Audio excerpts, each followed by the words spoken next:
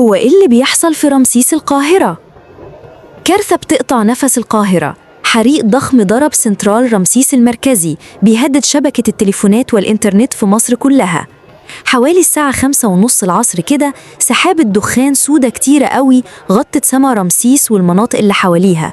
في كام دقيقة النار مسكت في أهم مبنى حيوي هناك، سنترال رمسيس في الأزبكية. الحماية المدنية اتحركت على طول، بدأوا ب12 عربية مطافي ووصلوا في وقت قليل ل40 عربية في محاولة جنونية عشان يسيطروا على النار اللي والعة.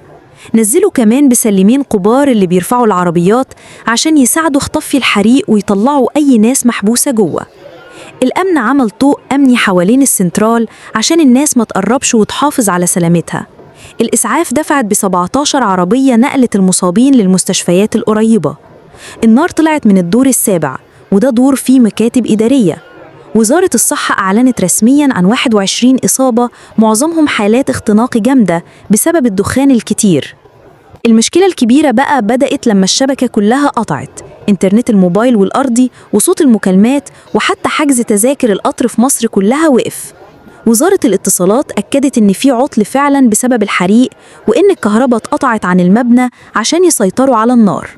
وزير الاتصالات الدكتور عمرو طلعت بيعمل حصر دلوقتي لكل اللي اتضرروا عشان يتعوضوا.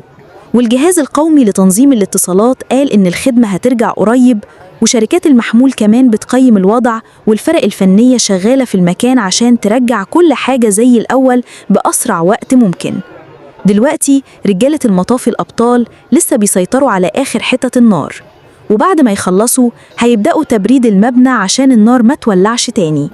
بعد ده كله رجالة المعمل الجنائي هيدخلوا عشان يجمعوا الأدلة ويعرفوا السبب الحقيقي للحريق. يا ترى ماس كهرباء زي ما اتقال في الأول ولا في حاجة تانية ورا الكارثة دي؟